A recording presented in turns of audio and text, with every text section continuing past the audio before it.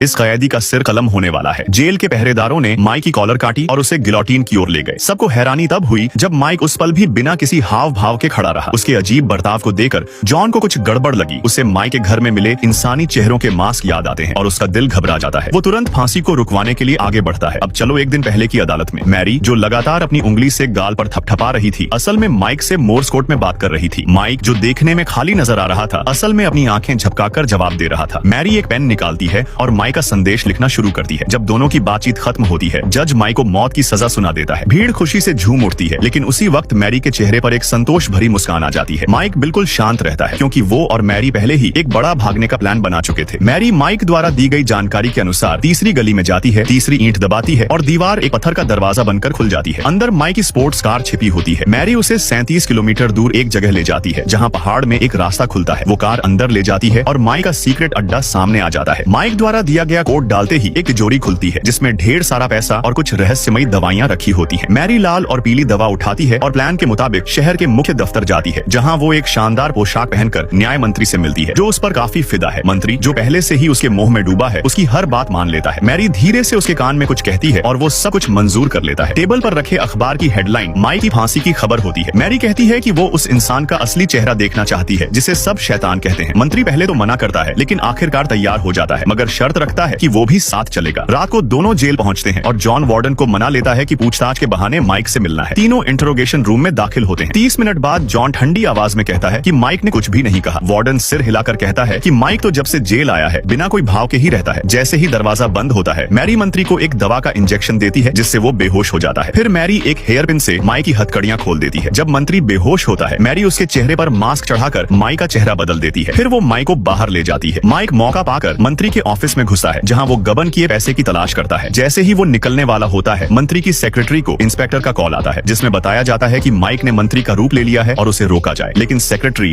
उसे किसी ठगी की कॉल समझकर गुस्से में काट देती है। माइक, जो सब सुन रहा था, जल्दी से वहाँ से भागता है। उस पुलिस वाले के सामने से निकलता है जो उसे पकड़ने आया था। फिर वो बाहर निकलकर मैरी की कार में बैठता है और दोनों वहाँ से निकल जाते हैं।